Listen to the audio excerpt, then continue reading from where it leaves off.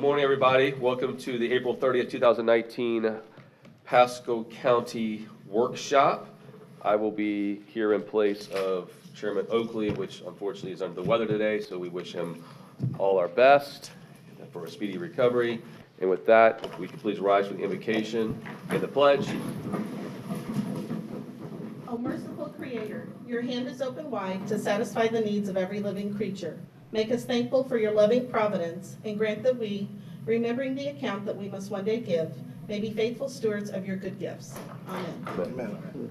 I pledge allegiance to the flag of the United States of America and to the republic for which it stands, one nation, under God, indivisible, with liberty and justice for all.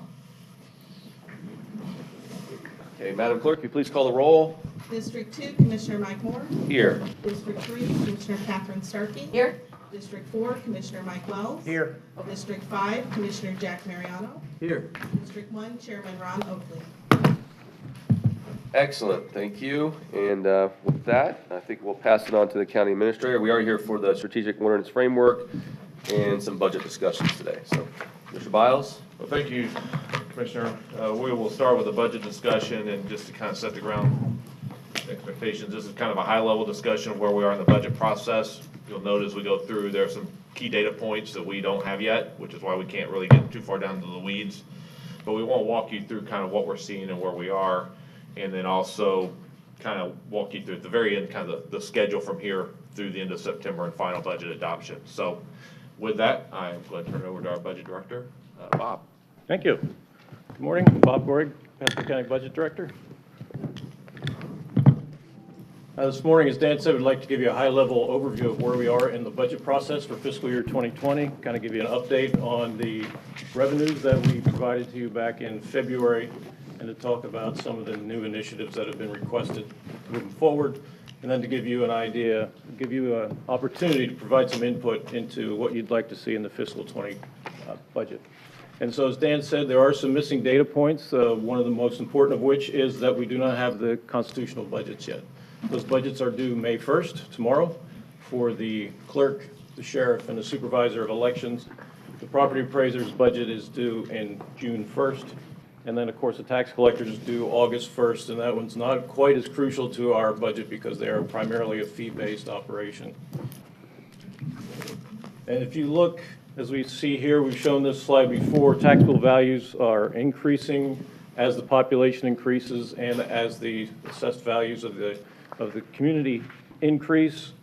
Of course, the good part about the increasing population is that the revenues are increasing. The other side of that is demand for services is increasing at the same time. Not shown on this chart, but the taxable assessed values for fiscal 20 are at the same rate they were back in 2008, so just before the recession struck. We feel we're in a better position now than we were in 2008 because in 2008, a lot of those home values were really hyperinflated. They were based more on speculation than on sound reason. And since then, we've climbed back up to about the same level we are now. And those assessed values are now more based on reason. They're more based on the market, supply and demand, than they were 11 years ago. Plus, we've added $7 billion in new construction to the assessed value base since then. So overall, we believe we're in a much better position. So as you're well aware, the economy has an impact on our operation. So as the economy does well, people are out spending money, they're investing in their businesses, they're investing in their homes. This increases sales tax. People travel, that increases fuel tax, which allows us to provide the services that our customers have come to expect. On the other side of that coin, as the economy cools, there's less revenues for us to be able to meet the expectations of our customers. So we monitor the economy closely because we need that information for the upcoming budget, but we want to be able to prepare for if there's a downturn in the economy. So we monitor all of the standard national, regional, state kinds of measures, such as inflation and unemployment, GDP, and all that stuff. But we've also we have three measures that we look at that give us an indication of the economic health of our local community. And these are kind of our early warning indicators. Dan calls them our canaries in the coal mine, because you'll notice that when they start to slow or they begin a downturn, that's kind of an indicator that the economy may be slowing down. So the first one of these is building permit. As you can see, building permit is that top line with the square box indicators. The assessed value is the bottom line with the round dots. And as you can see inside that box, that yellow box there, that is the recession of 2008. And as you can see, as the number of building permits peaked in 2005, a full 3 years before started the decline in the taxable assessed values. So we keep a close eye on building permit activity. You can see at the end of the chart, you can look out into fiscal 18, 19, 20, and there's really no slowdown in sight in looking at those building permits. The good part about this is it happens 3 years before we see the downturn. So once we see that downturn, that gives us time then to marshal our forces and begin to prepare for what we think is going to happen in the future. The second canary in the coal mine we have is our half-cent sales tax revenue. And so you can see the half-cent sales tax revenue begins to decline a full 2 years before the decline in the economy. And that makes sense as people's pocketbooks are restricting. They're out there, they're spending less money and so on. And so that, as you can see in that yellow box there, half-cent sales tax begins to slow and actually begins to decline 2 years before we see a decline in the assessed value.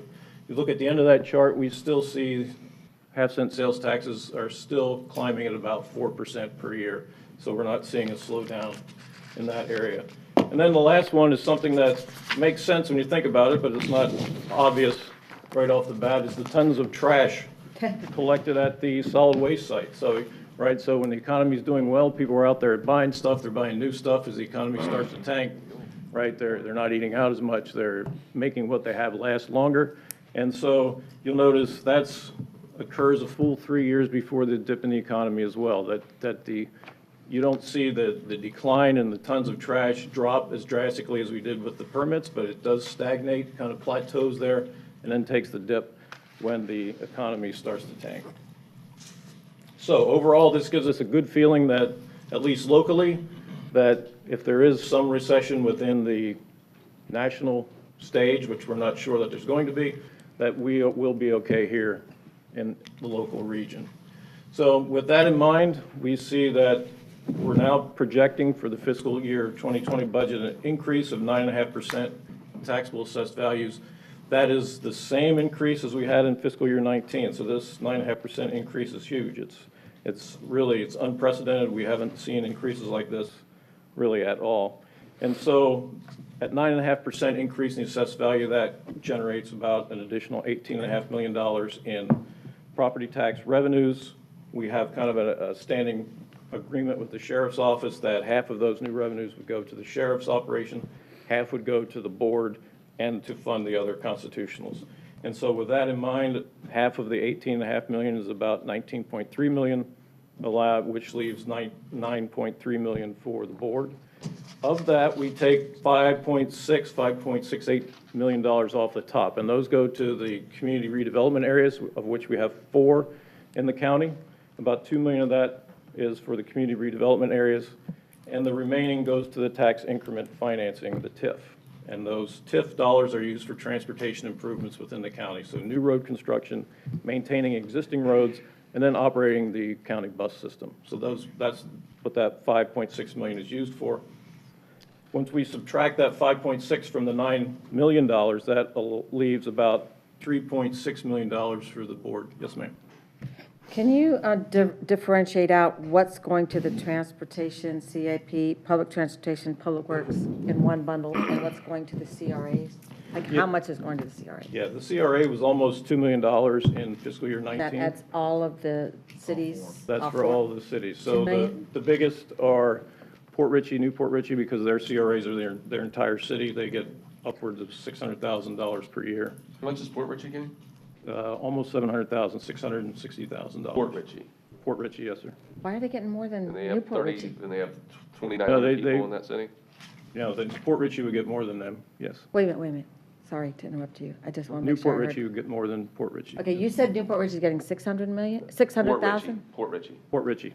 They're both getting around 600,000, so I. But Fort if you Ritchie's- divide that out per capita, It's there's a based- huge but difference It's for- based on changing property values. And, Right. you know, the commercial along 19, I think we may have seen some more in Port Richey since the inception of CRA than in Newport Richey. So it's not a per capita number, it's based on the change in property values. no, but I'm just looking at it Well, I understand, yeah. in a different way. So that would leave about $3.6 million for new initiatives for the board, as well as new initiatives for the other constitutionals. If we look at the 9.5. I'm gonna stop you real Yes, sir. quick here, since we are in this, we've had this before.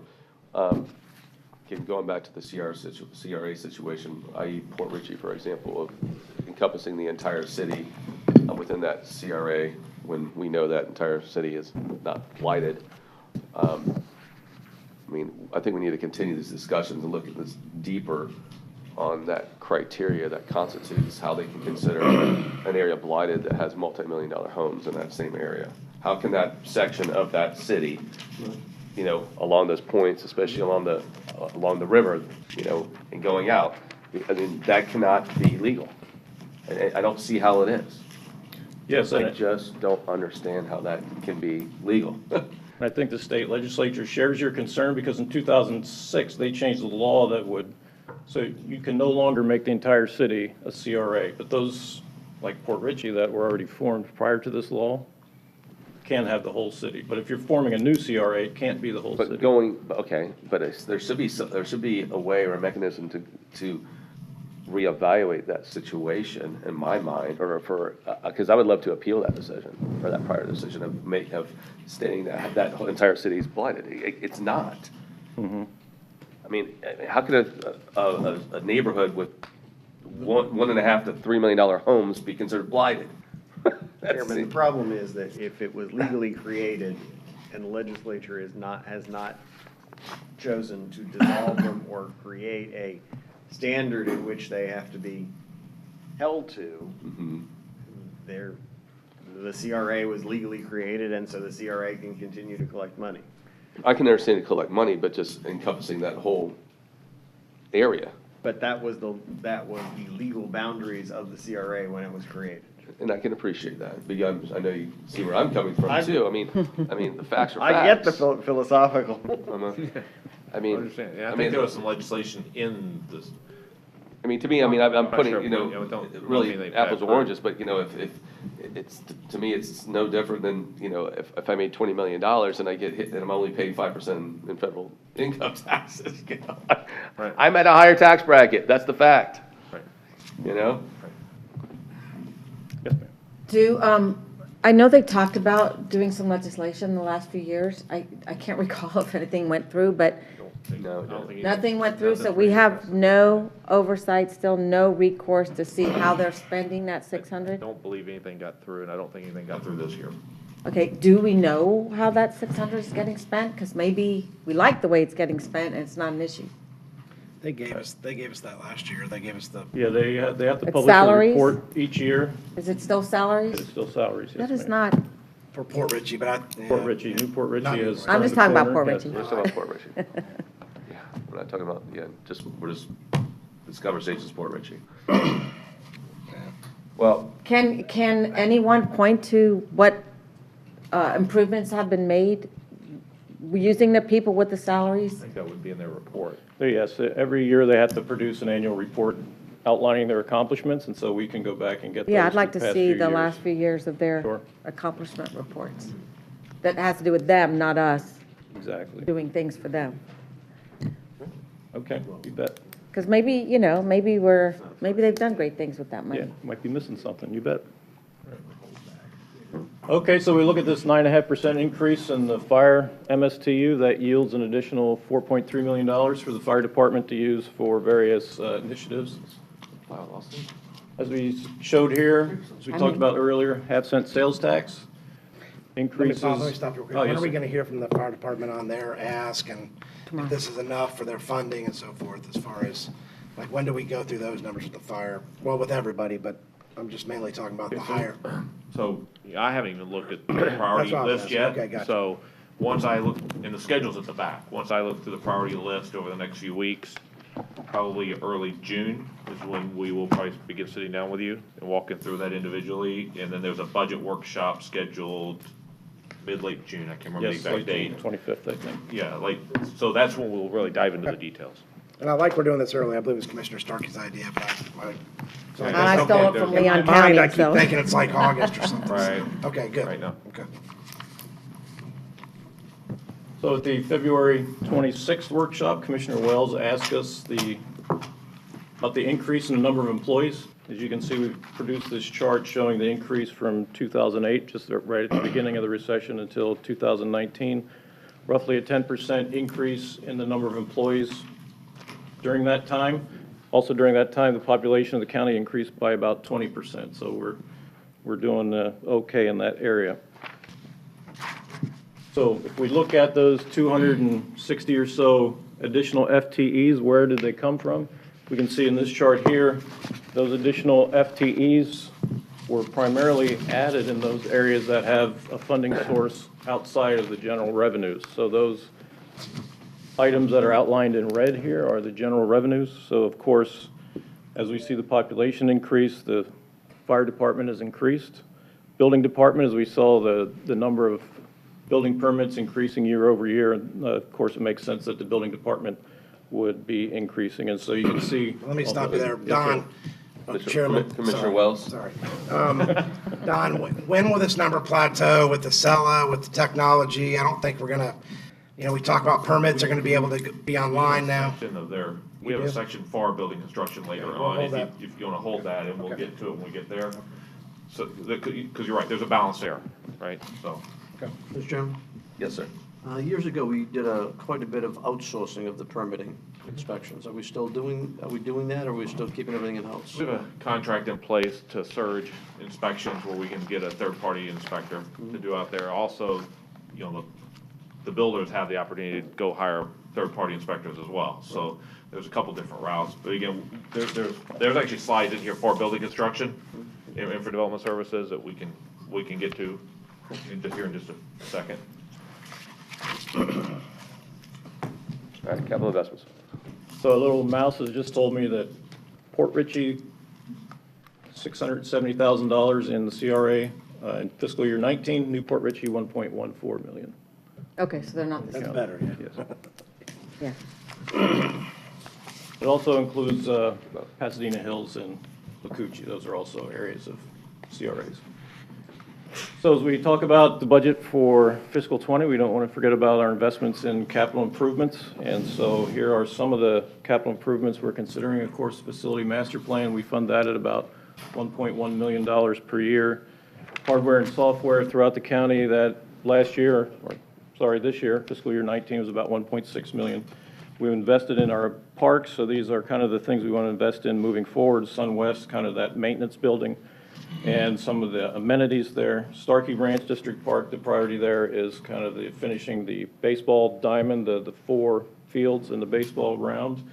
Wesley Chapel Sports Complex, which hopefully will be finished soon. We want to set aside money for FF&E. We've also been approached by Tampa Bay Lightning to enter a partnership with them to construct and operate 2 roller hockey rinks. So that's an exciting opportunity. And then we want to update the facility master plan. So we've gotten lots of requests in the past couple of years for new space and that kind of thing. So we want to look at the facility master plan so that we can take a reasoned look at the entire needs throughout the county. Let me back you up a little bit. I don't know if there might be some confusion there.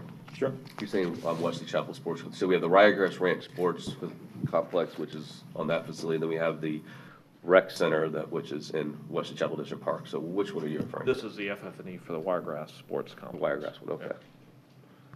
Another question So let's about just that. make sure that we have Wiregrass, because it says Wesley Chapel. Right, That's- right. We have the It's correct Wiregrass, name on there. When we talked about this years ago, we were talking about having, where we could actually probably do like high school graduations. Is that still good? That's still in the component here for that complex? I don't think those, I don't- it's not going to hold I that. don't think it's enough configured people. to set for that. I don't The- think it the can seating hold won't- enough people. Yeah, there's not there's enough bleacher seating. seating for the events in there, so. The other thing is, we're not operating it, so if we go in there to put an event like that in there, we're taking it out of operation for the things that Rad Sports is contracted to do, and so that's a revenue loss to them that we would have to, Well, that would be a revenue loss to us too. and a revenue loss to us too, that we'd have to make up, so. You know, it's not enough seating either. Is that what the Performing Arts Center's gonna do? It's not big, it's not big enough either. I'll tell y'all about that lightning thing at the next board meeting. Yeah. I was keeping it under wraps until we got further along. So in a change this year in our budget process, we've asked departments, directors to give us all of the initiatives that they believe they need to operate their business. In the past years, they've kind of self-selected and they haven't brought things forward that they needed because they thought, oh, well, I'm never getting money for this, why should I even bring it up? So we've asked them, even if you think you're not getting the money for it, bring it up and we'll discuss it. And so as a result, we've gotten over 100 business plan initiatives that deal with address the general fund and municipal services fund. You'll notice the fire rescue line there of 14.4 million. That is all of fire rescue. That's not just the general fund portion of that. So a piece of that would be from the fire MSTU impact fees and so on. 4 to 5 million of that 14 million would need to be funded from the general fund if that's the way we would want to go. So we'll begin talking about these initiatives with the board in June. We're meeting also with the ACAs and Dan at the end of May to go through all these initiatives and to kind of rank them from 1 through 100. And then once we find out from the property appraiser exactly how much money we're going to have, we go down the list and draw the line at wherever we have that much money. That's where we draw the line. And you'll notice a salary increase for fire as well as the rest of the board employees. That is in the works now, so we can't say at this point what that recommendation is. And if you would just take into consideration too, I think there was some direction from this board of making sure we start putting a little bit aside too to help Yes, sir. build that Yeah, back up. this all takes that into account, that Okay, direction good. into account. Just for when that day comes, unfortunately, Yes. if it does, but we hope it doesn't, Right. but if that day comes again, And- we and need to part of have the- a cushion. Part of the intent of this is, we don't want to self-select BPIs, but then we're gonna prioritize them and draw a line where we think is appropriate, but you're still gonna see every one of these. And so if there's one there that you have a special interest in, you know, that then becomes something we can discuss as we go forward. But what we didn't wanna do is self-select, and then you ask a question about a service, and like, well, we didn't even think about funding it because X, Y, and Z. You'll see the whole list. So that's part of the intent here, is to build everything. We'll draw a line where we think is appropriate, based on our priorities, based on feedback we get like today, and then as you look at them, then you can help adjust those too. But we did not want to self-select or eliminate things before having a full discussion about it. Absolutely. So, Thank you. And so a lot of our customers think that the taxes they pay goes to fund board operations. We wanted to point out that we do, as a good corporate citizen, fund a number of outside charitable organizations, and you can see the list here.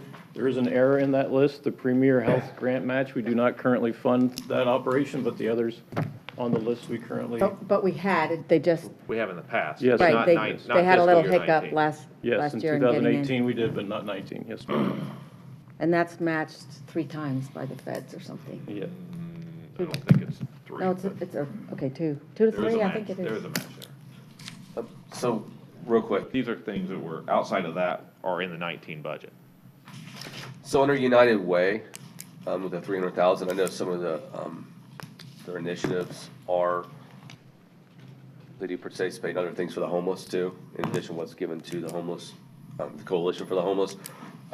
In some of our meetings, we've had discussions, that maybe we should look at, and I think now you have a new leader for United Way, so the discussions may be different now, but, how much of that money do they typically give to homeless initiatives? And maybe allowing them to divert that off the bat to the Coalition for the Homeless, instead of having to take it from us, divert it straight to these initiatives, where the Homeless Coalition could take care of those from the start. You follow me? Yes, sir. Okay. Again, you can have those Right. discussions with Right. United Way, but those are discussions we did have as an advisory council, and which I think most people agreed that would be a good idea. If the United Way is putting, and I'm just throwing a number out there, say 20% to homeless initiatives, why not give that other 20% to the Coalition for the Homeless? so they can divert that money themselves instead of having to pass through one more agency. Sure, makes sense. Chairman, and I know Kathy and I both sit on United Way, and you know, it's tough going through the applications. Remember when we first got elected, we used to personally give to each nonprofit. We had to decide which one was to get it, and now United Way does a great job with the application process, which isn't easy. Right. It holds them accountable for the numbers the prior year, Right. which is good, but go ahead, Kathy. So I did have the pleasure, Kathy Pearson, Assistant County Administrator, Public Services. I did have the opportunity to sit on the selection committee this year, and there were a lot of homeless requests. They did give the allocation portion of that to the coalition. Don't know the figure off the top of my head. Remember we had that But then discussion they though? would disperse it, Yeah, right. so is it better just to change that number and give the coalition a portion of that versus having to go through United Way? Remember? I'd like to we talk to said- Don Anderson about Yeah. that, so let me Well, have we- a we- discussion with him on that. Well, we did have that discussion in two of those meetings, Mhm. if you remember. Right, I do remember, so I'm just So- not sure if he's changed his, Yeah, thoughts so, on that. okay, we'll go through that. I do want to mention that the United Way, for the last 3 years, they've had requests of over between $700,000 and $800,000 Well, of course, yeah. for our 250, the 50,000, so we give them 250, the 50,000 is designated for human services, for our purposes, for our human services department. So there's a lot of requests for That's the needed, amount yeah. that we're giving. Commissioner Starkey? Well, two questions now, but doesn't United Way also solicit from the private sector? I mean, it's not meant to be funded 100% from the taxpayers. No, they have other pots of money that they Right, use okay, for so- application, absolutely. And then, I think, Can I jump on that? I think maybe we're wrong. I think what Commissioner Starkey's point though is if, okay, so if there's $700,000-$800,000 request, quote, from this pot of money, why is it $800,000 from this pot of money? Why can't it be $800,000 from? all the their- money. Yes, exactly, the tire pot. I think that gets a truer picture Yes, I of how agree. our snapshot of our community. You don't always have to go after this if they have another $2 or $3 or $4 or $5 million. Why aren't they looking at those dollars for these initiatives? Why do they have to look at just this $300,000? I will find that answer Yeah. out for you. They look at it all in. Yeah. So we do have another slide for the outside agencies requests that we've received to date for 20, that, I think. Well, wait, this is- don't leave this subject yet, because I Well, have it's the same another. subject. It's the same subject. It's But you what we know, have he's funded asking for versus another- what Okay. additional They're asking ask. for more money. But Right. I would like to also, and I paid more attention to this last year, and I got a little more educated, because AmSkills was asked to apply for a grant down in St. Petersburg, and they don't have, sheriff, they have a police chief. And the monies this is how they deal with it down there, and everyone's place is different. But the monies they get from forfeitures, they have a board, I don't know who it is, and they give that money out to charities every quarter, and AmSkills received a grant. And our sheriff also, if you see coming through our budget, gets the forfeiture money, and they give that money out. I don't know if they do it annually, or maybe Chase can answer that question. But they are giving money out to charities in the community as well. So I actually think that list of who they fund is kind of, it's the same, at the end of the day, it's the same pot of money. And I think we should have a little asterisk and see who is getting funded from our, what charities are getting funded through our constitutional. Chase, you want to? So Chase Daniels, Pasco Sheriff's Office. We give those out. That's our law enforcement trust fund. Yeah. And those are done kind of throughout the year. We have to give out a set amount every year based on what we take in. But then those are kind of handed out throughout the year for crime prevention initiatives, charitable causes, things like that. I don't have the exact list, but I can get that for you and get it to Dan to get to the board. So that also is going out into the community. And how do you know what how do y'all, who decides there, and how do you deal with that? So I believe it's based usually on crime prevention initiatives. No, but who makes do you have a council that decides, or? Usually from what I understand, the sheriff, but I don't know that 100%, but I'll get you that answer. Okay. And not that I don't think that's a good thing, I think that's a great thing. I just think we should see who's getting what. Just as we get requests, we can, just keep an eye on who's getting what. And last year, if you recall, Paul O'Neill asked us to fund some nonprofits as well, and I don't know if that's reflected here either. No, I don't think that is. And at the end of the day, that's still our revenue that's going out. So I think it should be here in some form or fashion, whether it's, Yeah, we got that funded. question. We can put that down. Yeah. good for Yeah, that. so I'll get that list, and Dan, I'll get it to you. Mr. Chairman? Yes, sir. You know, when we first started with the United Way, we kind of had them go through it, saved the staff a lot of time and effort, and they made those recommendations. I think it was good. That's a good way to continue. Question about the Baycare. How is that funded? Where's that pot of money coming from? Those are grant dollars through the community development. So those are federal grant dollars, and that's primarily for alcohol, drug abuse, prevention and treatment. Little mental Is health. that number too. increasing from last Mental year? health. Are we talking about Baycare? Baycare, Yeah. Yes, ma'am. Baycare is out general revenue. That's 1.2. That's Okay. state mandated. We're mandated to Yeah. do that. That is state Okay. mandated to do that. So that comes out of general revenue. Okay, and where does that money go to exactly? That goes to Baycare. You know, For what? Okay, right, Do you know the answer? I don't. I do. Commissioner Starkey? It goes to, what is that program over there on King Healy Drive? Used to be called The Harbor. I think they call it Baycare Behavioral Health now. That's where it goes. It goes to Bay It Area. goes to there and other places like that around the county, where if the sheriff has to Baker Act someone or do something like that, they go to those Mental health It's facilities. for sub- mental health issues. Mental And, health and substance Baycare abuse. is our county contracted provider Absolutely. for those kind of services, and that's where that money is coming from. Okay, so like the Suncoast Recovery Center that's coming up, they may be eligible for that type of funding as well at some point? That I'd have to look under the state legislature and see, because if Baycare is the only one right now they receive it, I'd have to see. They're the lead agency. Yeah, okay. Thank you. Commissioner Wells? I guess one thing that's been frustrating to me, and, going back to when we had the meeting with, to talk about mental illness and addiction with all the providers, which I think was very good meeting. Since then I sat down with Baycare and kind of broke down, hey, we give you this money every year. Where's it going? Kind of like what we just asked. I think it's not a bad idea if we're going to give these funds to maybe get a quarterly update. I don't think it's too much to ask for from each of these providers on I don't want to say return on investment, but just where it's going. I think it's a positive for the taxpayers to know. I think it's positive for us to know. Again, that was one of my things. I'm like, hey, we give you 1.2 million. I'm not picking on Baycare, but it's the same with Premier Health. It's like, hey, we know you're doing good things in the community, but what are you doing? Because we need to sell it because it's a lot of money. And we need them to work together, Baycare, Premier, and the folks you're talking about at Hudson with Dr. Reese. I mean, we need to do more for those things. We know that. So I think it makes sense. I don't know how the board feels, and maybe it's every 6 months, but I think every quarter should be doable. It wouldn't be that big of a deal, just so we have a snapshot of what they're doing. I think it's a positive, because they're doing good things. I mean, we just don't know because we don't really hear. So Especially before this budget item comes up. So the next slide is the additional requests we've received to date from outside agencies. So, So- real quick, I'm backing up again. I know we're trying to get moving through, but I was just talking to Jeff about this legal aid. Is that coming from court costs or any court fees? Are we matching that, or is that coming out of general revenue? That's coming out of general revenue. And why is that coming out of general revenue? And is that state mandated? Yes, we're mandated to support the 6th Judicial Circuit, and so that's part of our obligation. So that's an obligation, Yes. okay, so. I think going forward too, maybe when this comes back to us, if there's anything that's under state mandate. Yeah, why Or put it here? unfunded, I should say an unfunded mandate, right? Right. Maybe asterisk that, so we're Yeah. aware. Yeah. So we Right. know that, hey, there's nothing we can do about it, it has to go there. Right. That's And we're not gonna try to dip into that. Okay, Bob, that's in addition to the 25% of filing fees that we're that's correct. paying? Yes, so we pay the public defender as well as the legal aid. But look, he's asking for less. Yeah. Wow. You didn't have that initiative, you had some initiatives last year.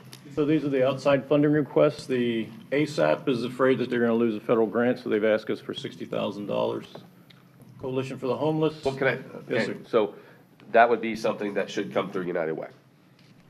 The ASAP. That would be, I mean, that's the pot of money.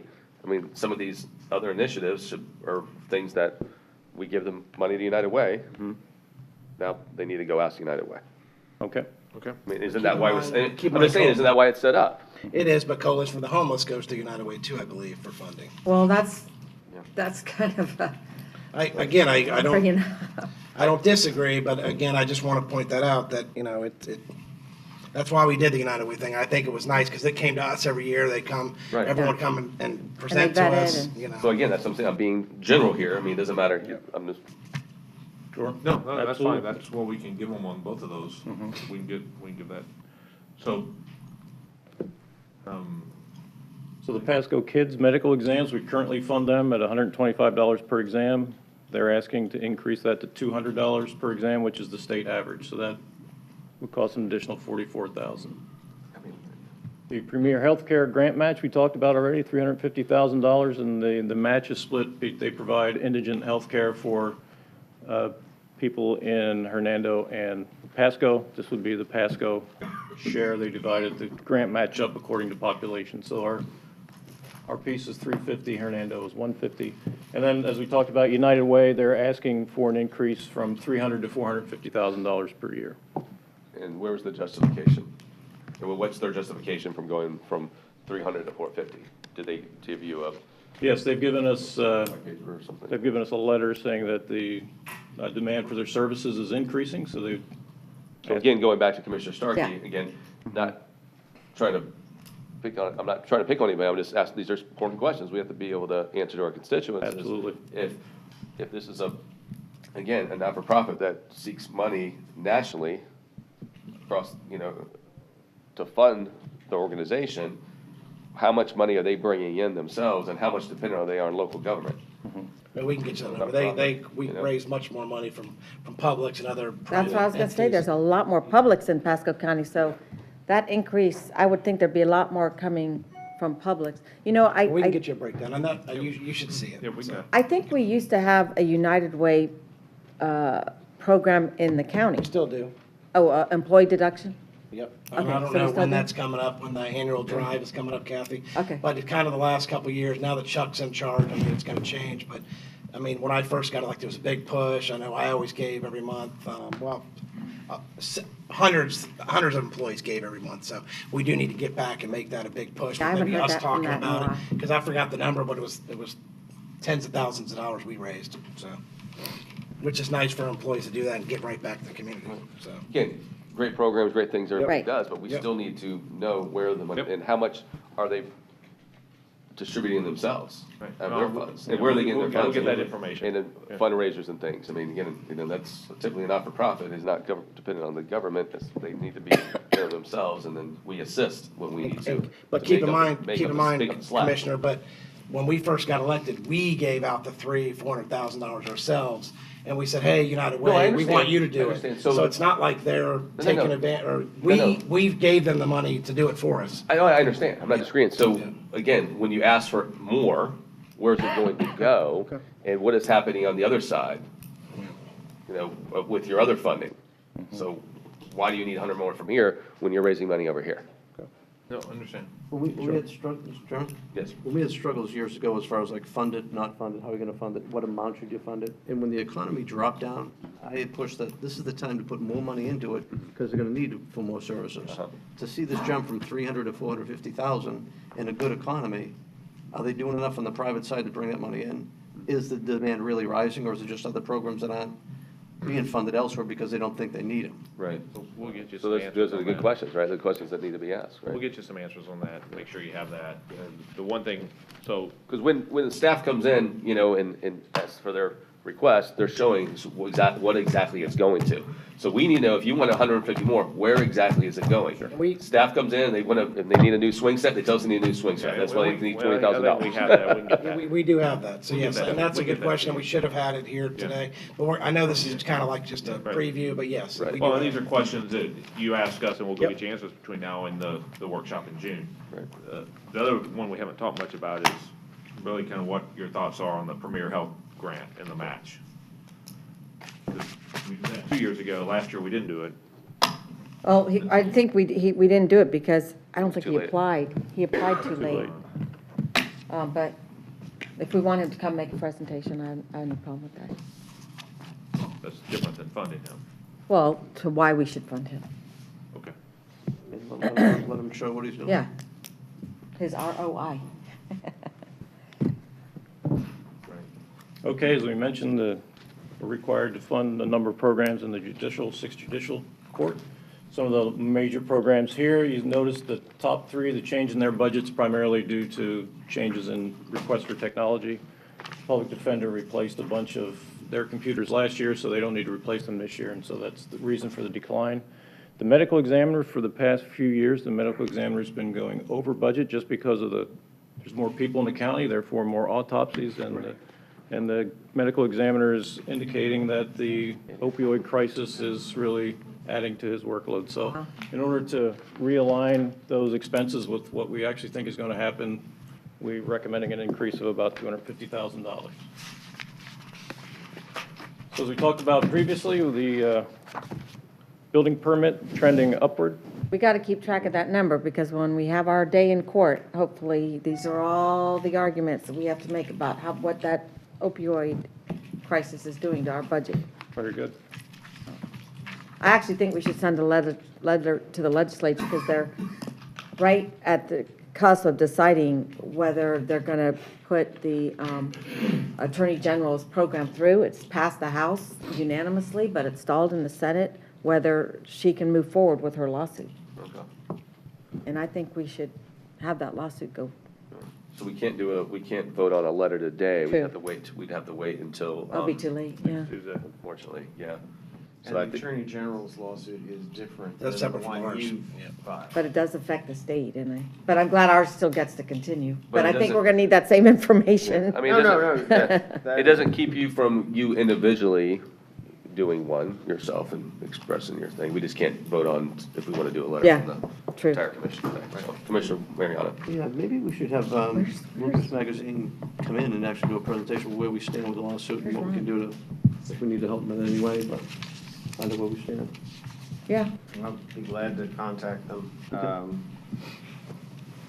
They've been sort of the Ohio or West Virginia firm that is above Lucas Magazine. It has been sort of distant in the information that they've been passing back, but I'll be glad to talk to Jim and see if he can come in. Okay. I know I talked to Mr. Magazine a bit ago when some legislation going that the Attorney General is trying to get through, so I had some concerns about it, so I think it'd probably be good for us to get a Okay. good feel where he's at. Beautiful. Very good. Building construction. So building construction, you see the number of new single-family residential permits increasing from 1,200 to 3,500 over a 5-year period there. I think the slowdown 17-18 was a result of the increase in interest rates. And then you can see when interest rates went back down, you can see the red line here at the very top. The single-family residential permits is just going through the roof, and March was the largest month ever, almost 500 single-family residential permits in March, so that's just Largest month since the crash. largely, right. Excellent. this legislation that's Commissioner going, Starkey. the legislation that's going through on impact fees, do we collect at the beginning, or do we collect at the end, and will that have an issue on our budget? Good question. That I don't know. It's I can answer it. Go ahead. The answer is all impact fees are collected at CO except for water and sewer connection fees, but that legislation specifically exempts water and sewer connection fees. So it won't affect us? It does not affect us. Okay, great. Great. All right, moving on. We're going to try to get this done before lunch goes too. Excellent. So as a result of the increasing workload, the building fund is asking for a number of new positions, as well as this open counter software. Open counter software allows you to go online and check the status of your permits and things like that. They're asking for 6, 7, 8 additional employees, and they're also considering opening up a 4th service center in the Wesley Chapel area. So we talk about public works. So we have the roadway maintenance program. As you know, the paving contract just recently got approved, so Branford's out there, he's ready to go to town. And so he's suggesting paving about 21, almost 22 lane miles of road in 2020 at a cost of about $10 million. The PVAS program would also pave almost 17 miles at a cost of nearly $5 million. So in addition to that, we've added a number of employees to the Public Works workforce. We've got nowhere to put them, so we're suggesting a permanent West Side maintenance facility on Nottingham, on county-owned property, which is near the waste-to-energy plant, and then another one on the east side near San Antonio on McKendree Road. Yes. You've got a facility over on Fox Hollow. That was the old maintenance facility for Yep. the car dealership. That's sitting right there. I don't know what we plan to do with that facility, but it's actually a better facility where you've got a structure that's already in place. And if we weren't gonna do anything with that facility, I'll just say, we should probably look to the people that have joined us on US 19, look at combining that parcel and doing something with it to surplus and get it up for some value. So, have you looked at that facility as far as a possible spot? So as far as Fox Hollow goes, the utility actually is looking to expand its maintenance operations into Fox Hollow. We also have the sign shop relocating there as well. So we're looking to utilize that and free up space at our plants because the utility is also growing. So as far as the utility goes, to move to the Fox Hollow place? Correct, yes, sir. All right, let me ask you this, would Nottingham not work? For the utility? Yeah. It makes more sense to have it closer to the embassy warehouse near our supplies and our central and our service area for the utility team. So Fox Hollow actually makes sense on the utility side. Okay, and as far as the paving, would make sense to have it over there as well? For paving? For paving, yeah. Paving, it's, right now, their operations are centered up in the Shady Hills area, near landfill, more industrialized type area.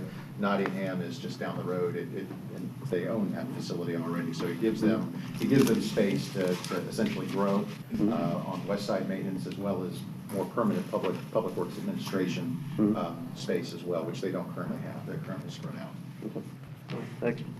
By the way, they're Leases doing a phenomenal job on Little Road. Great, we're happy to hear that. And as well as Dan just mentioned, we have some very expensive leases right now in Trouble Creek and those areas. We want to get out of those, for the long term. We just renewed it last month. We have to while we're waiting. Well, That's exactly right. We want to get out of it. we only renewed it while we built these facilities. We did not extend it any further than that and gave us, these facilities are an off-ramp to get out of that lease. But we needed to extend that while we do these facility improvements. Okay. So, If I could, Eric, let me just ask you a question. With the Fox Hollow building, I know there's that lot next to it. We keep or last time I was there, we keep the liability vehicles that have been involved in accidents. Do we still keep them there in that lot to the west? No, to my knowledge, we don't store any vehicles up there anymore. Okay, because there was the reason I asked. One time we did when Fleet was up there, we used it as an overflow. It was since Fleet was gone, I think. I just want to make sure. I know we talk about blight, and there was really the fence. You could see the car sitting there. It didn't really look good. It's been 6 months or more since I've been at that location. I will confirm and circle back. I know exactly what you're I know exactly what you're talking about. I just want to make sure I'll that if confirm. we are going to continue to do that, maybe we fence it to where, again, we're citing people for things like that, and that's our. Matter of fact, if I could, Mr. Chairman, John, you might want to have Micah to go take a look at that at the corner of Fox Hollow and US 19 on the northwestern part, because that thing there's a fence that's been torn down and it looks terrible out there. Take a look at our old fire department on Massachusetts while you're at it. like our own facilities. No, our No, old we one. surplus We it. sold it I and know- it's I being know. illegally used as a, All right, let's No, keep. we're working on that, Commissioner, as we speak. okay. So, yeah, we're working on it, fixing this issue. All right. Excellent. All right, keep this Okay. thing On to moving. utilities. If we turn to the water Okay. wastewater utility, we see since 2012, the number of connections into the utility system have increased 23%, yet the number of employees increased just 11.5%. So the industry standard for water connections is through the American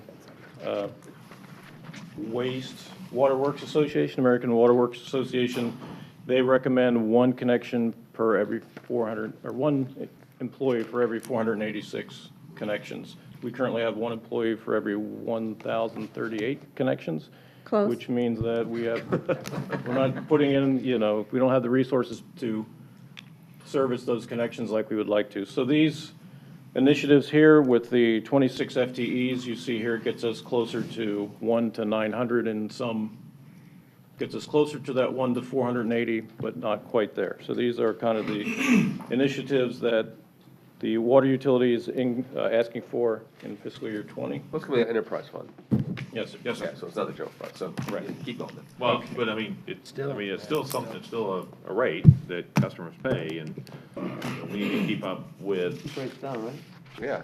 the connections, we need to keep up with the growth on the enterprise side too, so. Well, And so in capital, utilities is looking to invest in its capital renewal and replacement projects. These aren't our projects, they're existing capital that needs to be maintained on an ongoing basis. So 32 projects, about $31 million. We have a number of new or growth projects funded through impact fees, 6 of those projects at about $19 million. And so the largest of those growth projects is the Southeast Wastewater Treatment Plant and then the Shady Hills plant. Turning to the solid waste, they're looking for additional staffing at the East Pasco Transfer Station, recycling program implementation, and some of those others that you can see here. And so when we add all this up, the disposal, we're looking at 5 initiatives, 3 FTEs at a cost of about just over $500,000. And then finally, next steps. As you know, we're expecting the preliminary taxable assessed values from the property appraiser on June 1st.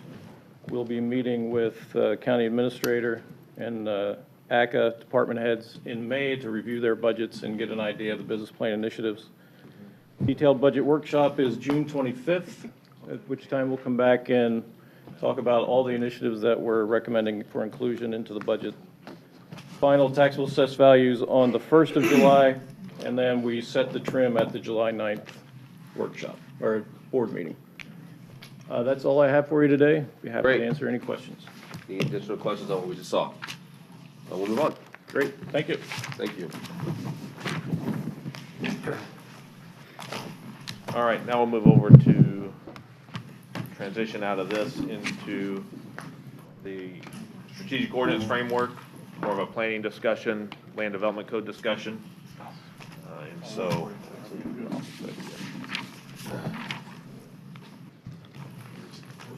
who's going to do the presentation? Me? I think she needs to be up here.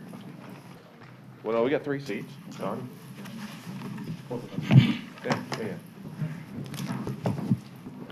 We got plenty of room. Morning. So at this point, I'll turn it over to our Development Services and Planning Group, Terry and Alexandra, to kind of walk you through the discussions that we want to have on kind of how to organize the framework going forward. It discusses kind of the tier priority list and then linkages between the different LDC items that are on the tier priority list, and also wraps in the LDC code rewrite or the zoning chapter rewrite. So without any further ado, I guess I'll kick over to Terry. You can take it. Thank you, Dan. Thank you, Mr. Chairman. Good morning, everybody. Victoria's Pito's Planning and Development Department, for the record. With me today is Alexandra Laporte, Senior Planner, heading up the Tiger team that's been assisting in the research for the Land Development Code rewrite effort. And as Dan mentioned, today we're going to present to the board the strategic ordinance framework that has been developed over the last few months to help us move forward in the future amendments that we need to make both to the comprehensive plan and to the land development code. So I'll turn it over to Alexandra to walk us through that presentation. Thank you. Good morning. Thanks again for meeting with us these past few weeks individually so we could answer some of your questions beforehand. But we're here to talk about how we can connect the tier list items that are currently under our resolution and in a better way so that we can have them link up to not only the strategic plan and the comprehensive plan, but also the rewrite for the LDC. We want to go over with you again the background, the purpose and intent of this framework, and the current situation and how the tier list presents itself. We've come up with a 4-3-4 approach, which links up to the 4 focus areas and gives you 3 steps and action plans in addressing those 4 focus areas, and then the 4 themes from the comprehensive plan that are weaved throughout those. And at the end of this meeting, what we're seeking for is your support of the framework, the process, and the team structure that will go along with it.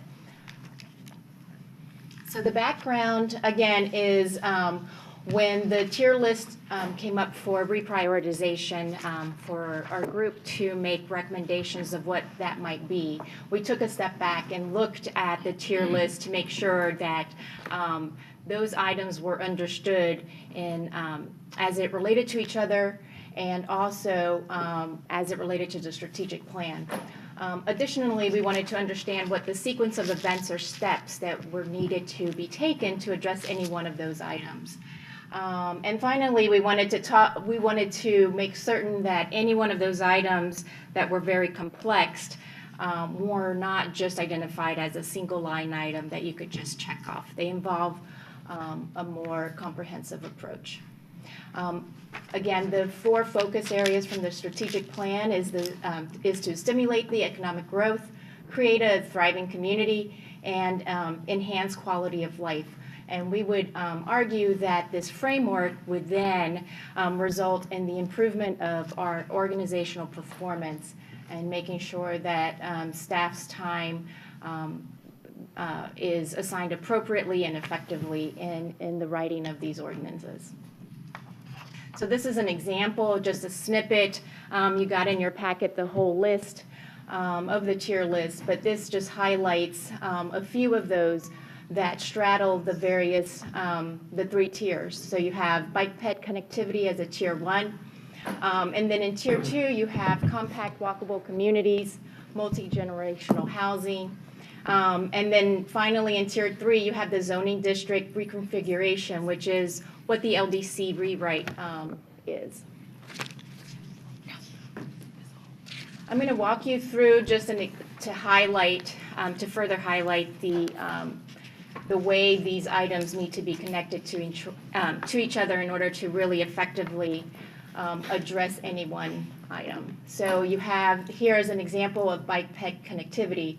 And when you think about bike ped connectivity, you want to think about it as a component of a walkable community. So you want to make sure we're addressing the reason to walk, creating those land use patterns that allow you to get from point A to point B. The safe walk, which includes transportation and the infrastructure itself for sidewalks and multi-use paths. And then we want to look at, during that walk, that it's comfortable and interesting. So design standards and the architectural character of the buildings come into play at that point. Here is a typical example. It's not only in Pasco, but across the country of development as it happens.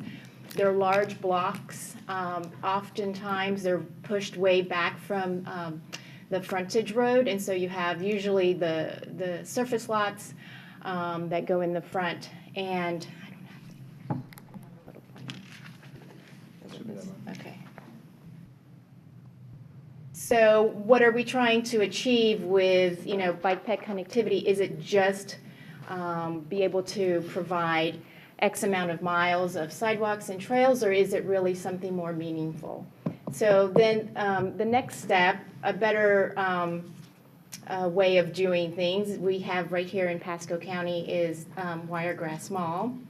And what they've identified. I'm sorry, the first picture, where was that? Oh, I'm sorry, it's Gulfview Mall. So it's Gulfview Mall? Yes, and that's All the the commissioners sidewalk condition That's on the US 19. nuances. Okay. And then you have Wiregrass Mall as a better example of how to create better pedestrian spaces, although it's still internal, but they do break up the blocks internally and have parking aggregated towards the back of the buildings. And then the interconnects are a little bit more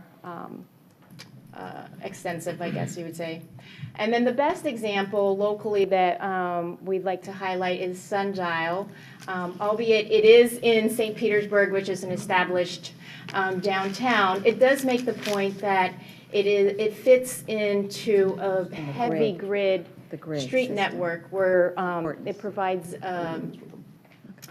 a variety of experiences in terms of uses. You have retail, office, residential, civic, open space. And then the distance, just for comparison, the distance that you would take, or the amount of time you would take to walk from Salt Springs Road to Tacoma Road, which are really the book ends for Gulfview Mall, is about 10 minutes. That's the same distance that it would take you to walk from Sundial to the Renaissance Hotel. I do it all the time. Yes, The it's a last weekend. wonderful experience and very different And I than rode my golf bike years. So what we're trying to highlight again is, and here's some more images of all the components that come together, the different land uses, the way we shield parking from the pedestrian zones, all come together to create these vibrant, thriving communities that we aspire to have in Pasco. This is just an illustration that kind of shows a city when it's built of just zones versus a city that's built out of communities and the difference that it makes. So you have the approach, again, the 4-3-4 approach, which the 4 focus areas of the strategic plan, the action plan as developed across the scales of the regional, county scale, community, and a block street scale. And then the 4 comprehensive themes that are intertwined across these. We approached this in trying to understand how the strategic plan fits into it all, is trying to understand that the stimulating economic growth and enhancing quality of life are really regional and county-wide initiatives and policies. They don't just happen on a lot scale. The creation of thriving communities, on the other hand, happen at 2 scales. You have the community scale, and then you have the very small scale of the street and block. The regional scale we have, for our county, that would mean there are 5 market areas. And what we've done here, and it's not in your packet because we just updated this, is the comparison of these 5 market areas with other cities across the county, just so you get a visual of how the development patterns have happened elsewhere, and also to put into perspective the size of our county. So when we have a code that addresses the county as a one-size-fits-all approach, we lose the character that we have across the county that we really want to support and foster.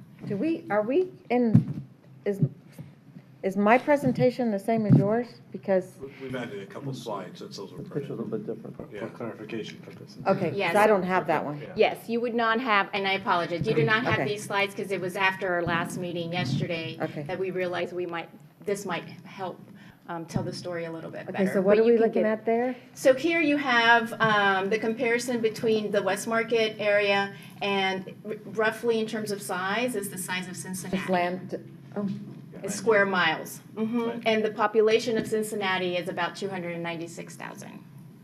and what's the population of the market? West Market? Probably about 200,000. Yeah, that's it. Close, yeah. Yeah, maybe a little bit over 200,000. On the 19, in the harbors? Well, In the remember, that's Little Road West. I mean, it's not just the 19. I just would have thought there were more. How many people do you say? The county is about, 200,000? Yeah, I guess so. I'm estimating about Okay. 200, Yeah. probably 250 somewhere. Okay. And we can get you those numbers for That's true. the market It's areas. 1/3 of the county. Which we don't have, yeah. It's right there. Okay. Here you have Central and South Market are roughly, similar in square miles, and that's comparable to Seattle, Washington, and their population is 730,000.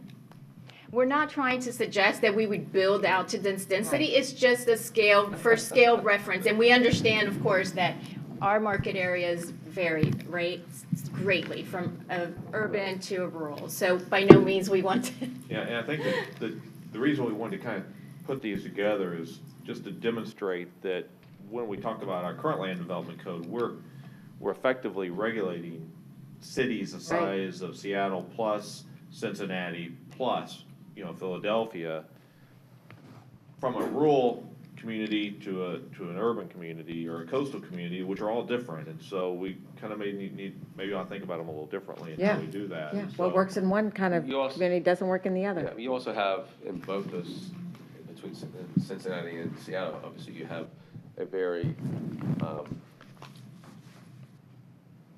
very large downtown area. Right. Obviously where. Right, that we don't. A very large employment center. Yes. In Right. fact, so Right. it's totally. It was more to just different, to you know? demonstrate this, the regional impact of the work we do when we talk about the land development code and the work that y'all do as a board regulating that. And so, it's a pretty massive, which, when we talk impact and we talk about there's been $600 million worth of private investment in the Harbors area the last 3 years, but you consider that that's the size of the city of Cincinnati, then you start wrapping your head around it. It's kind of hard sometimes to see that impact when Large downtown, it's such a large industrial area around Right. Cincinnati. So, And all of this, of course, is to underline that as each of these cities are multivariate, so also are our market areas multivariate.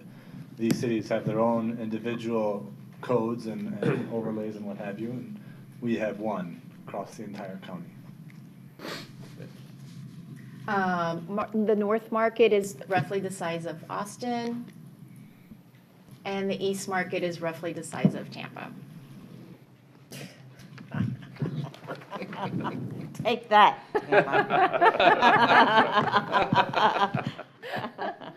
I love it. square miles. not Square feet. miles, that's Square miles. not Yeah, I feet. want that revenue. At the community scale, if we think about these places we're building, not just as subdivisions, but really communities, Starkey Ranch, as an example, is made up of at least 4 neighborhoods. They're the ones circled in blue. Those 4 neighborhoods, even just within Starkey Ranch, would have different standards because you have you have the location that is around the multifamily and Publix, they're downtown. These setbacks, when you look at the building and block scale, would differ appropriately because just the nature of the buildings and activities. When you go to around the main park there, those standards slightly change from that of the single family and more cluster development towards the back. So even in Starkey, you have a different differentiation of standards. And they won a national award for this planning, just saying. And so part of this is just understanding there's different approaches for different areas. As we've talked, from the natural and rural to the more urban, you have the fundamental blocks, which are roads, buildings, and open spaces. It's just that the character of those 3 elements change as you progress from a rural to more urban setting. But you made a good point. What was your point a second ago in reference to different areas have? The different approaches to different approaches, right. areas. So I look at Land Lakes Boulevard, 41, because it's a very unique area because of those unfortunate setbacks they have when they obviously put 41 in, wide of 41. There's not as much space and there's limited access when somebody wants to build or expand to certain utilities there, obviously the water. So it makes it difficult and very expensive for somebody to come in and build along there. I know we're doing we've done a good job and it's getting there with our blight ordinance, which is helping to slowly shape up the area. And then it's looking good. I'll keep my fingers crossed. I've been in constant contact with some of our legislators up there when it comes to what we're doing on 19 for the landscaping. Thank you. The landscaping there. But I think we also, moving forward, we also have to take in consideration, again, those setbacks and utilities and things. If we want to revitalize the area and have new things and have new bright, shiny things for that area, which they want, those are things we have to take into consideration. So it might be a different approach there than it is in, certain parts of Wesley Chapel or even along 19. Absolutely. Right. I mean, That's what we have to really fix. That's what we have to fix. So Yeah. we may have to be lenient in some areas in our code, right, to allow certain things to happen. We may have to think about how can we help them when it comes to attaching, their utilities, i.e., obviously water there. There's not easy access. It's not inexpensive for them to connect reclaim to the area. So why would we make a commercial, a new commercial or industrial development, whatever, connect to reclaim when it's going to cost them a fortune and nothing will ever happen there because people don't want to pay for that. Well, But we can- that's if- kind of what we're gonna, And then, let me keep going for a second. Let me keep going for a second. yeah. So, I'll give Don and his team, I'll use them as an example. There's a business along 41 that they've been working very closely with, and Atlanta Lakes Boulevard, which we appreciate. And it's a nice addition to the area.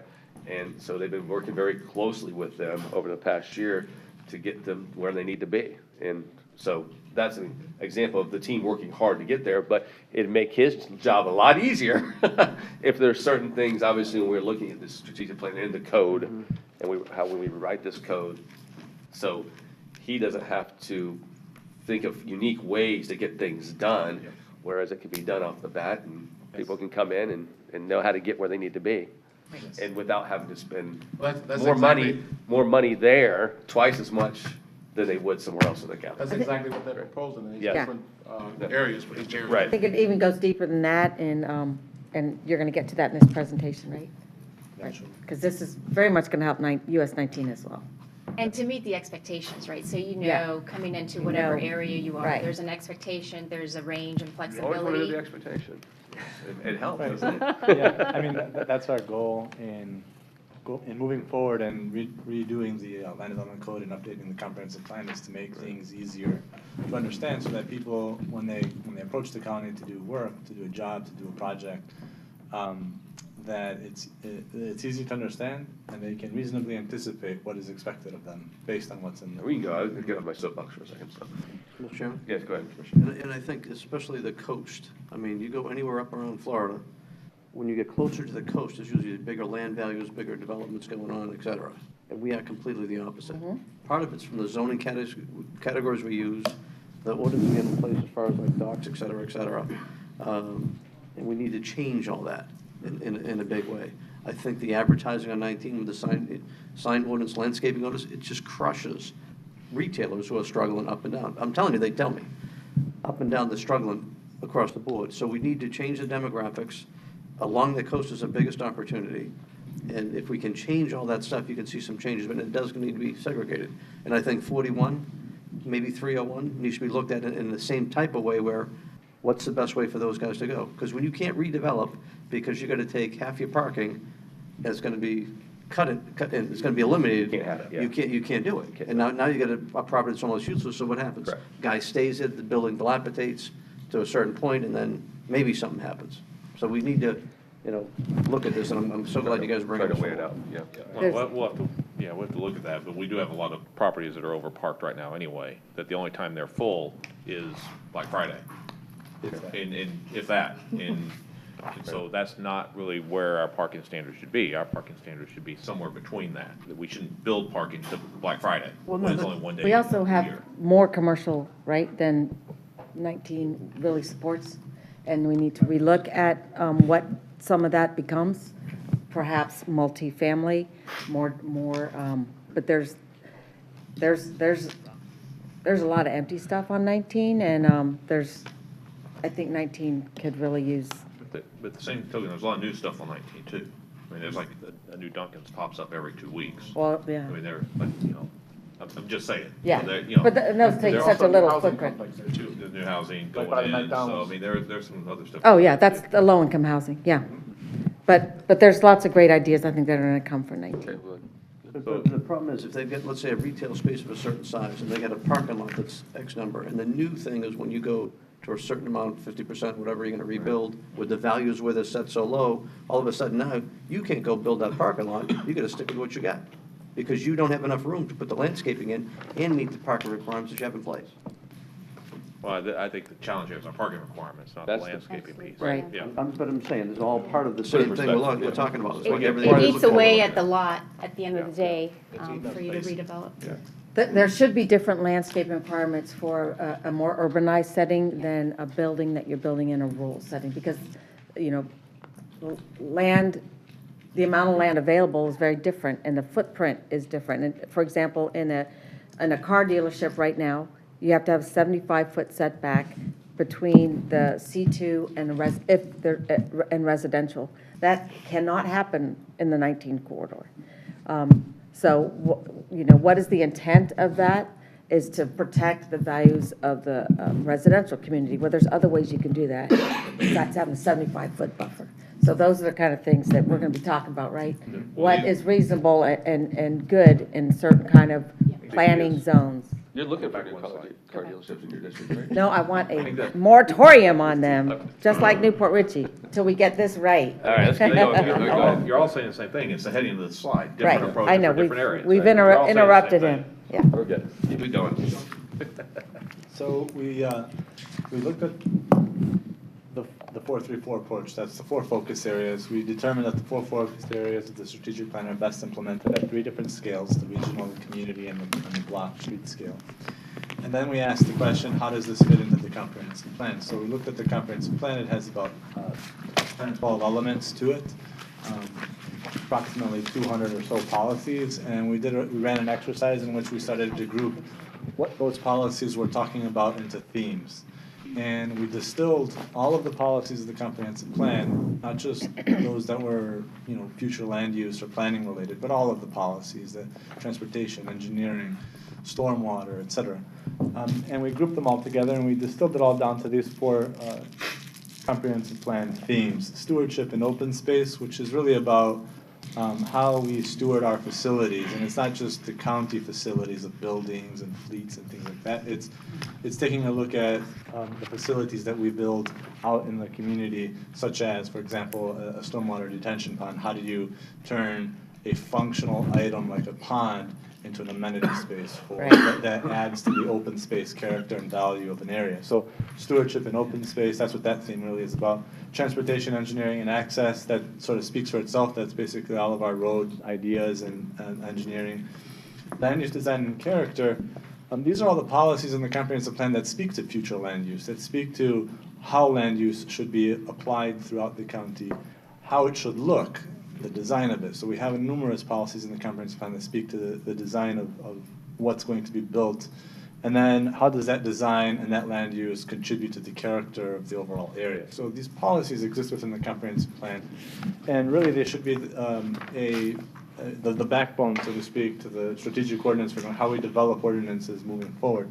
Lastly, the community and culture theme, where it's sort of an all-encompassing theme, where it has a piece of each of the previous 3 themes within it. The reason for that is because the comprehensive plan has a number of policies that are specific to certain types of communities, such as coastal communities on the west end or rural communities on the north and east ends of the county. And then there's variations of those in between, such as in Land O'Lakes, where you have many communities that are on lakes that also have their backyards sort of a rural atmosphere to them because of their large lots and what have you. So you have mixtures of all these types of communities. And then you have other types of communities, like ones that are based on sports, for example.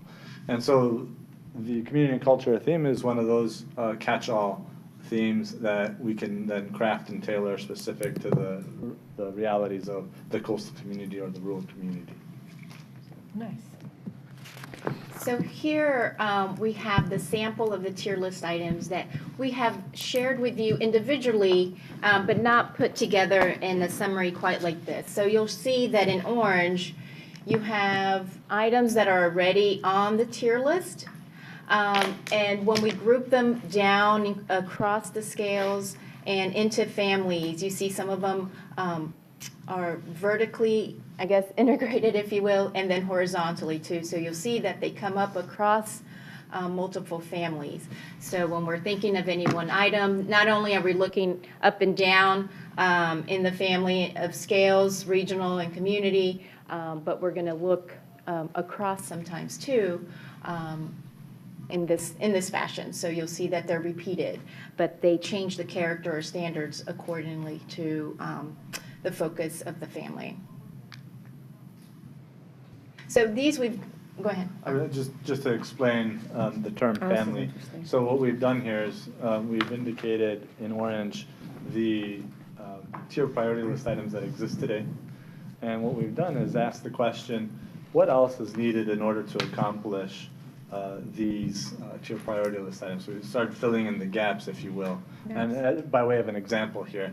And so what the strategic ordinance framework will ultimately get to is when there's an idea that's being discussed, we comprehensively look at that idea so that we can approach it across all relevant policies of the comprehensive plan, and of course, all relevant provisions of the land development code, and calibrate accordingly. And so that would become a family of amendments, because all of these things are pieced together. So as part of the open space family, we were looking, the tier list item that triggered this was neighborhood parks. Well, when we look up at the regional or county scale, we want to make sure we have the right impact fees in place. We also want to understand that this network takes you to where you want to go, and that would hopefully be linking parks together, around these trails or through these trails, and that the trail really is leisure, but it can also serve as a way to commute to work. So when we look at neighborhood park also, we're looking at the street connections and network around it. We're looking to see if it's an urban or suburban rural environment. And then at the block scale, we're looking at the very detailed of the park. So is it a passive park, an active park? What kind of landscape setbacks and things like that do we require in those situations? So we'll run through these kind of quickly because you've seen most of these, but these are just example, again, across the country.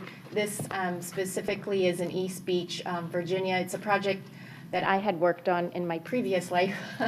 And so you can see the system of trails connecting to the parks, and that depending on where the park is located, you may not even have roads. It's just, the porches coming up right to the open space that leads you to the water. This is an example of addressing housing needs and housing supply. If you take a look at multifamily housing or multi-generational housing, workforce housing at a regional scale, what are the policies in place that we need to have to accomplish that? And then at the community scale, we're looking at which zoning districts, the combination of zoning districts, location of them, where appropriate. Again, introducing the idea that, to make these communities really, and not just subdivisions, how are you connecting them to each other? And then what are the building type and product type? This is an example from Omaha, Nebraska, from Opticos. It is a community solely made up of multiplex units from 2 to 8. But the way it's laid out is just a regular neighborhood that's connected through parks and trails and schools and retail. And the building product and standards that we would see and look at come in the form of would be house scale, a large house scale. So they're more integrated into the community and character and fit in well. And then the detail differentiation of the architecture is what would make it more urban or rural, because you can kind of envision potentially, something like this being a large barn or farmhouse, and it has 8 units. So it may not have several of them next to each other like in the more urban environment. It might stand alone a little more, buffered. What was the name of this? Opticus? Opticos is a company, a design firm in California. But what's the name of this project? Oh, the name of the project, I'm not sure, but it's in Omaha, Nebraska. It is in your little resource packet that we provided you prior, but. So these are rentals? They can be rental or fee simple. So, how much better is that than a dropping a apartment complex on the ground real quick? And this is more of a sense of community, walkable. Yep. This is what we should be aiming for, or encouraging people to do, versus slapping up these monstrosities all along 54. When again, it gets, my opinion, it's a different scale and different environments, right? Yep. Your Need more rural, land here. Your rural environment is going to be different than your suburban and your urban environment. So yeah, But so within this that. makes more sense. So you have more of that sense of community too. And we talk about more affordable housing. Well, it's so much better than just living in a box apartment complex, when you can go out there and then families and the kids can play outside together. And in your pack, So much better. In your packet, So much there's, more appealing to see from our yes. major thoroughfares to look at that. In your packet, there's a little more detail on these units in terms of cost of square footage and sizes of the units. There it is. This Commissioner thing Sargent. right Yeah, there? right there. Okay, I Mhm. think mine got mixed up somehow, sorry. So. Where does it start? No, that's it. That's the little additional piece that has more information on the product. You know, are you familiar with Leisure World in Southern California? No. Because my grandparents lived there years ago, decades ago. Very similar to the one you it? just showed, yeah. Again, this was just another example of how that same philosophy would play out in a more rural environment. This is Serenbe outside of Atlanta, Georgia. It's an agricultural neighborhood. It's an agri-hood is what they call it. Yep. So they cluster the development and they still allow for the natural topography and landscape to remain and organic farming, and it's a really, yeah, it's really cool. Cala has some neighborhoods that I would consider somewhat similar. Which one? You know, Cala, Oh, okay, more We can take a equestrian look. based. but- okay, yeah, exactly, and this has a big equestrian base.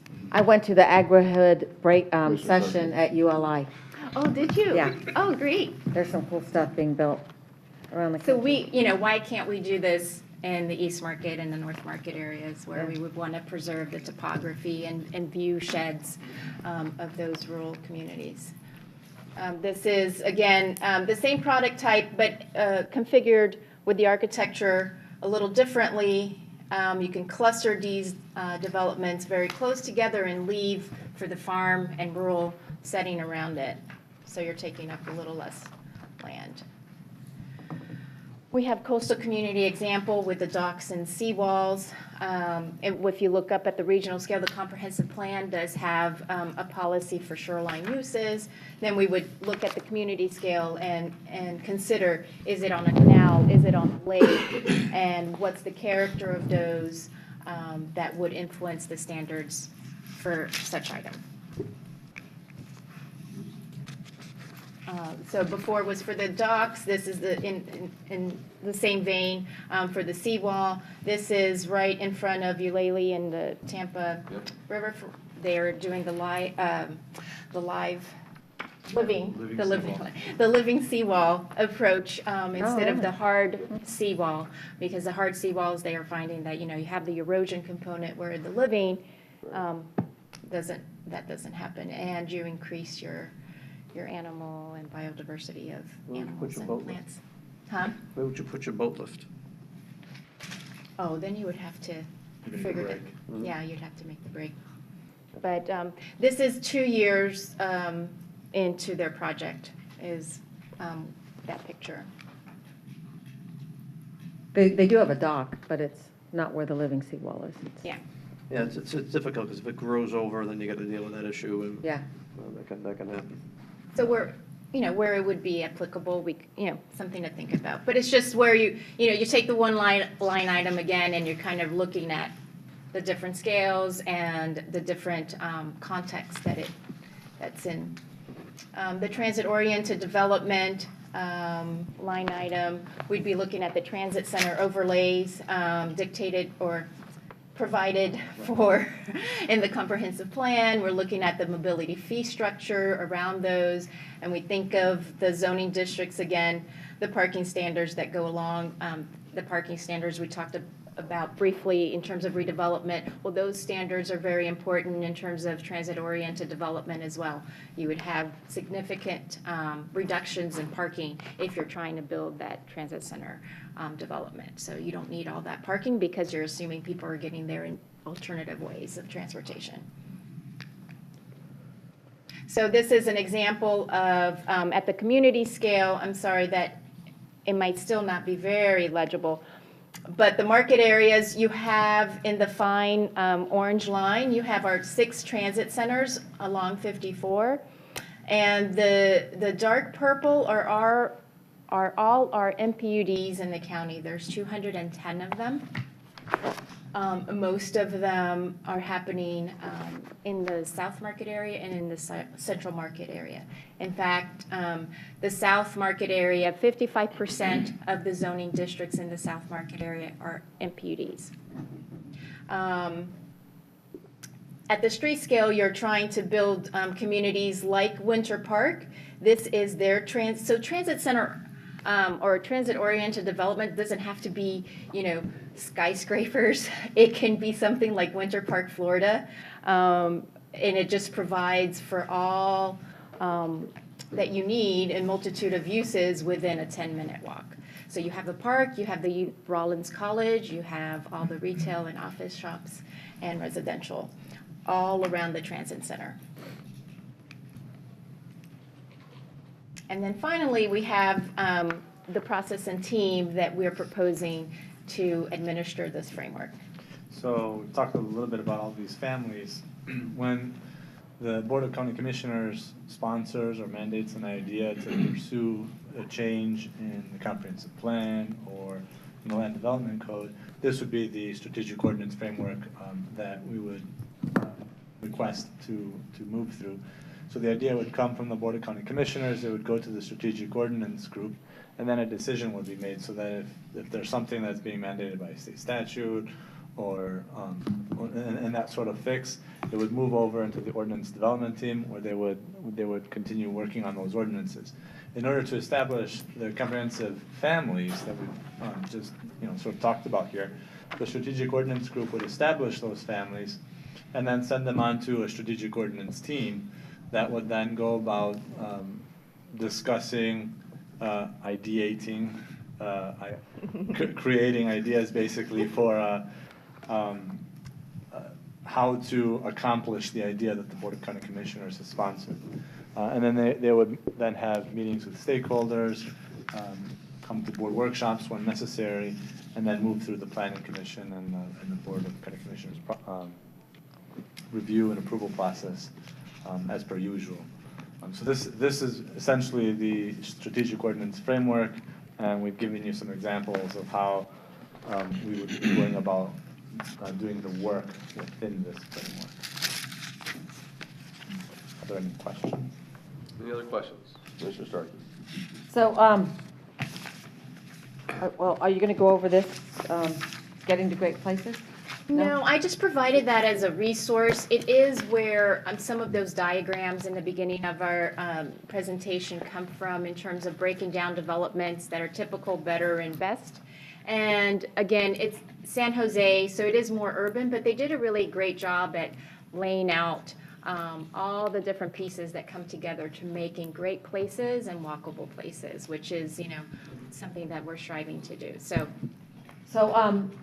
at the ULI meeting, I did talk to some of our local ULI members and talked about the possibility of having a technical panel look at US 19, because I think it has a lot of challenges, and you can see there's varying ideas here of how we should go about it, and I think it would be very beneficial to have a ULI technical panel look at redevelopment of that area. So I don't know how we get something like that started, but I would be very interested in that. And I think what the lessons that we learn on 19 can replicate to 41. 301 might be a little more rural than 19, but I would mention that we do have the Harbors Plan, which was adopted in 2013. I would say that the strategic ordinance framework would provide the mechanism or the vehicle for many of the items within the Harbors Plan to find their way into the land development code. So while the ULI technical panel would be a useful exercise, I just wanted to point out that we also do have what's in the Harbors Plan, and the recommendations of the Harbors Plan does make for US 19. so if we were to, let's say, start to see some action, what would which I think has always been a frustration of many of us, and certainly the landscaping down the middle, I think, is a huge uplift. but if we were to start see one thing or even two things that could help improve the economy on the 19 corridor, what would you say that is?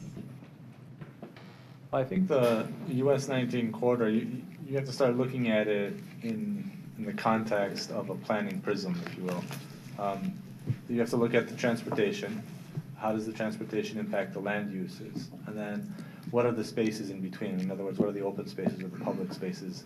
And how do those three elements come together along the US 19 corridor? Because if you're looking for the impact, you can't just make a change to the one piece, such as the transportation piece. We have the landscaping going down the center of US 19 now, which makes a big impact. How do you continue that impact to the land uses now is the next question. Yeah, so. And then how does that impact relate to the open space? So that's kind of what you have to be doing when you're looking at the corridor. Now, the Harbors Plan does talk about the various nodes that are along the US 19 corridor. I believe there's 10 of them. And it does have recommendations for those various nodes as well. So what you could conceivably, what would happen in the framework is that if there was a mandate from the board to look at US 19, let's say, we would take that idea and say, what are all the pieces and components that make up the transportation, the land use, and the public or the open space?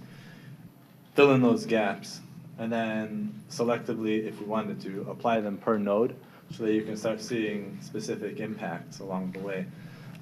Because as we mentioned earlier, the Harbors is a very large area. And what did we say was the size of Seattle? Cincinnati. So it's not like you can make a big change in Cincinnati with one specific policy. You know, Tom Murphy, I think I'm saying his name right, Frank? Maybe y'all know the former mayor of Pittsburgh? Yeah. Okay, so you know, and you know how he transformed Pittsburgh. It was amazing. I heard him speak a number of years ago when he came down and was the keynote speaker for the Tampa Bay Partnership with their annual meeting.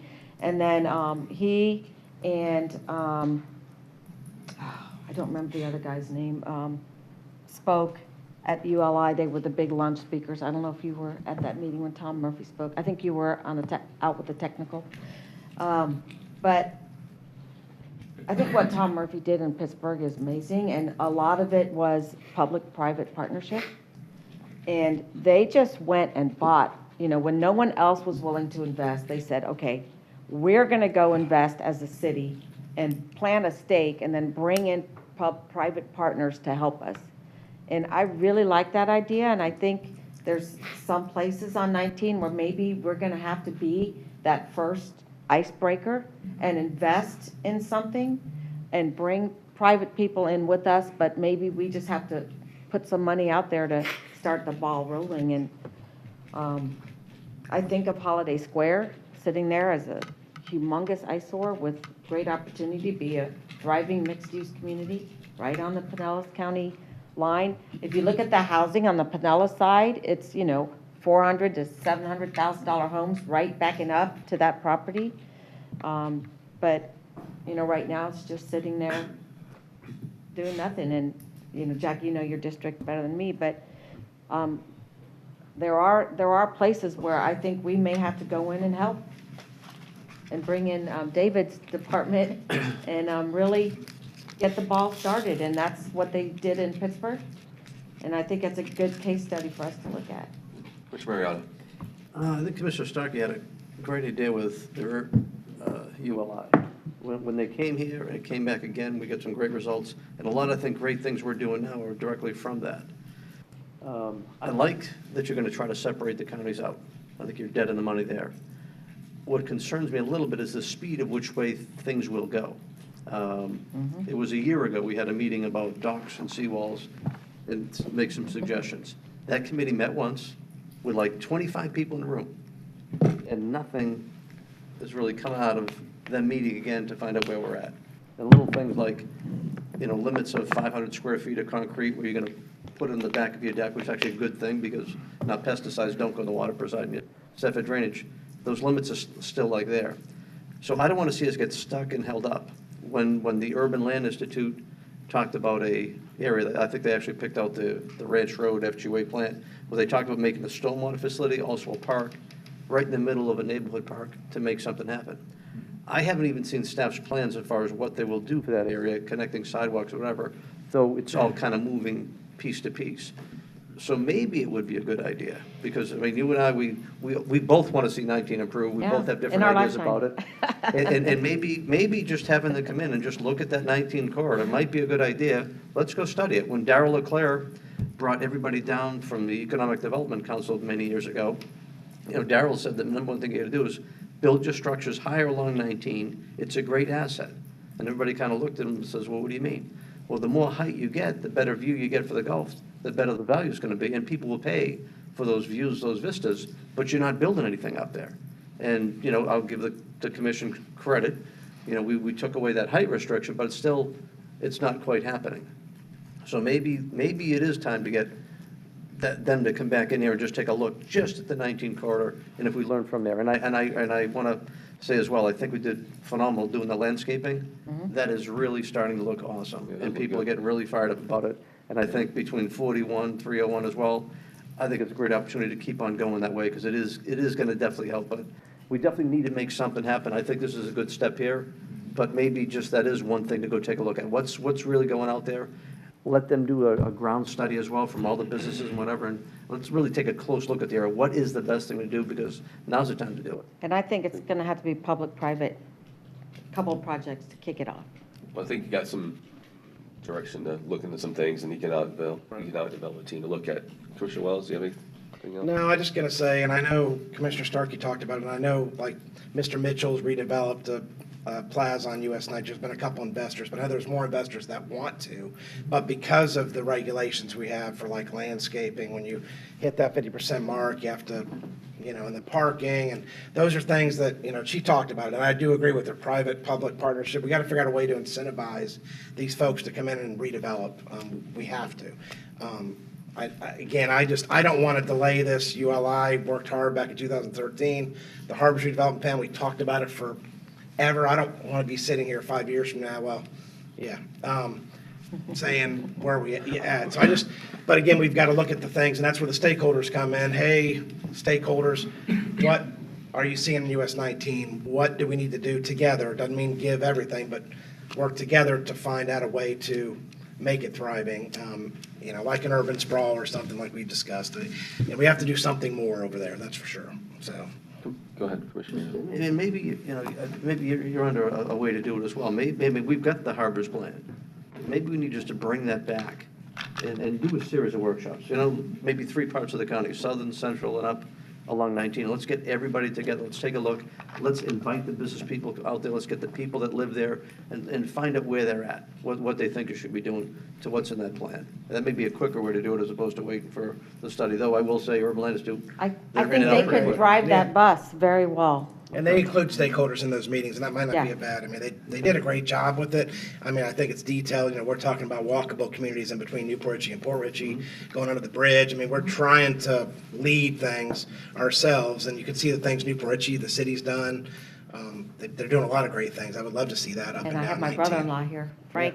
Well, I was going to listening say, in. look what he's obviously involved and has been spearheading that, which is great. And again, it's great to see over there in Newport Richey. It's great to be able to go spend time downtown and, you know, so many places to visit. I'd like to see more of that. I would say there's a project I'd like to partner with the city of Newport Richey on, and that is the reimagination of Grand Boulevard. In one of the sessions I went to at ULI was a field trip, and we looked at road diets and guerrilla, what do they call it? Guerrilla tactics. Tactical urbanism. Yeah, tactical, what is it again? Tactical urbanism. And boy, if there was ever an opportunity, it's Grand Boulevard. And I know, I think the ULI even talked to Newport Richey about Grand Boulevard, but not all of it's in their community.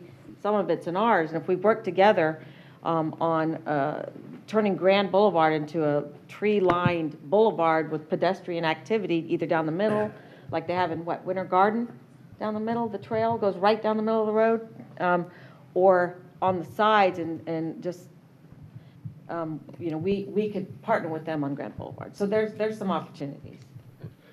Mr. Biles, did you have anything else? Your team have anything else we need to add today? I think we're good. I think we got the direction we needed on this and earlier. Okay, good. I just, one quick thing, if you guys don't mind, I think it's good to recognize staff. I got a nice email today from Mr. Arfaris, he's in Atlanta Lakes. Oh, yeah. It's a long email, some of you might have seen this already, but, okay, good. So I will condense it real quick. He says, in early March, I wrote Pasco County Stormwater Manager, Jamie Morales, about an issue in our neighborhood in Atlanta Lakes was happening with sitting water on Parkway Boulevard after each rainfall. Mr. Morales and his team, Joseph Amoa, David Sua, Floyd Wilson, Branford, Aduma, Just Branford. Branford. Swiftly and immediately jumped into action. He says some more, but at the end, I think it was very important. Stormwater management in Pasco County has got to be one of the most difficult and complex jobs of its kind in the country, if not the entire world. As a taxpaying citizen of 20 years who resides here, I am so proud and thankful for the excellent top-shelf civil service team work that's being done here in Pasco. Can't imagine there's anyone making our county or our county commission looking better than this perfectly ran department. Please let Mr. Morales and his team know how much we love their work. So there you go, Mike and Don, everybody else. Dan, so Thank you very nice to hear that, right? Yes. Yeah, so good job. All right, we're adjourned. Thank you. All right, thank you. Thank you. I want to talk to you about accessory dwelling units.